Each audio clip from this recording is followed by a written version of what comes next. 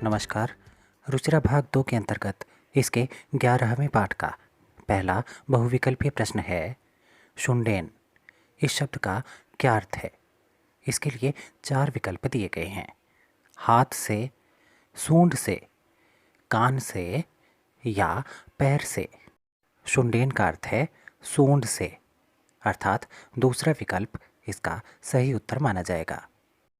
अगले प्रश्न में चटका कुत्र प्रतिवसति स्म, चिड़िया कहाँ रहा करती थी। गृहे घर में, वृक्षे पेड़ पर, पर्वते पर्वत पर या नगरे अर्थात नगर में। पढ़े गए पाठ के आधार पर चिड़िया एक पेड़ पर रहा करती थी, अर्थात दूसरा विकल्प वृक्षे, ये इसका सही उत्तर माना जाएगा। तीसरा प्रश्न है, शुंडेन शाखाम का आत्रोटयत, अपनी सूंड से शाखा यानी टहनी को किसने तोड़ दिया। गजह हाथी ने, सिंह शेर ने, चटका चिड़िया ने या मंडूकः अर्थात मेंढक ने। हम सभी जानते हैं कि हाथी ही एक ऐसा जानवर है जिसकी सूंड होती है, और पाठ में भी यही बताया गया है कि हाथी ने अपनी सूंड से पेड़ की टहनी को तोड़ दिया। तो यहाँ पर पहला विकल्प गजः, ये इसका सही उत्तर माना जाएगा। अगला प्रश्न है, कस्य वधेन चटकाया दुखम अपसरेत, किसके वध से चिड़िया का दुख दूर हो सकता था। भल्लुकस्य भालू के वध से, काष्ठकूटस्य कठफोड़वे के वध से, गजस्य अर्थात हाथी के वध से या मंडूकस्य अर्थात मेंढक के वध से। हाथी ने टहनी तोड़कर चिड़िया के बच्चों को मार दिया था। इस प्रकार हाथी के वध से ही चिड़िया का दुख दूर हो सकता था। तो यहाँ पर तीसरा विकल्प गजस्य, ये इसका सही उत्तर माना जाएगा। इसके बाद तृषार्तः शब्द का अर्थ पूछते हुए इसके लिए 4 विकल्प दिए गए हैं। हारा हुआ, भूखा, प्यास से व्याकुल या सोया हुआ। तृषार्धा का अर्थ है प्यास से व्याकुल, अर्थात तीसरा विकल्प इसका सही उत्तर माना जाएगा। आगे बढ़ते हैं। तृषार्तः गजः कुत्र गमिष्यति, अर्थात प्यास से व्याकुल होकर हाथी कहाँ जाएगा।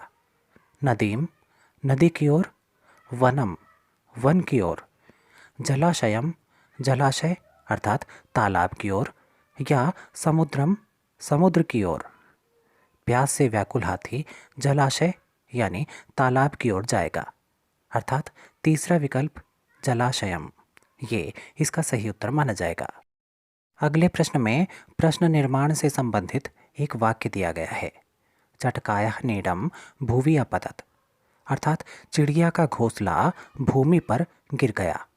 यहाँ भुवि को रेखांकित किया गया है, जिसके आधार पर हमें प्रश्न निर्माण करना है।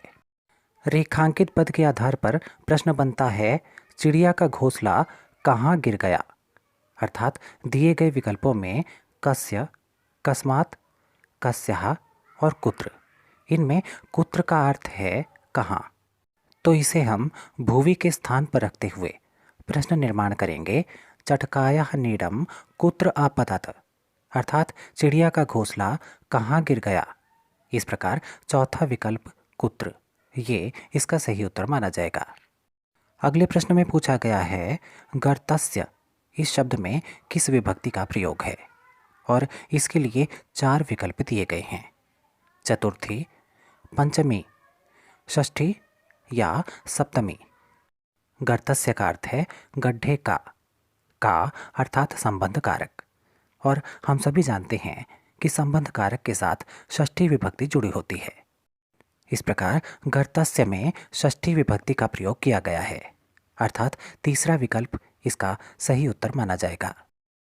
इसके बाद रिक्त स्थान से संबंधित एक वाक्य दिया गया है। काष्ठकूटः चंच्वा गजस्य नयने, और इसके बाद रिक्त स्थान है।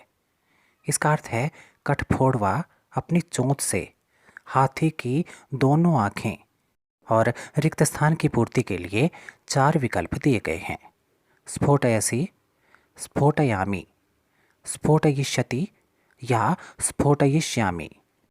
हमने पाठ में पढ़ा है कि कठफोड़वा अपनी चोंच से हाथी की दोनों आंखों को फोड़ देगा, अर्थात भविष्यकाल की बात की गई है। और दिए गए विकल्पों में जो तीसरा विकल्प स्फोटयिष्यति दिया गया है, इसका अर्थ है फोड़ देगा। तो इसे रिक्त स्थान में रखने पर पूरा वाक्य बनता है काष्ठकूटः चंचवा गजस्य नयने स्फोटयिष्यति। इस प्रकार तीसरा विकल्प इसका सही उत्तर माना जाएगा। अंतिम प्रश्न में गर्तः शब्द का अर्थ पूछते हुए इसके लिए 4 विकल्प दिए गए हैं: गड्ढा, नदी, मेंढक या भालू। गर्तः का अर्थ है गड्ढा, अर्थात पहला विकल्प इसका सही उत्तर माना जाएगा।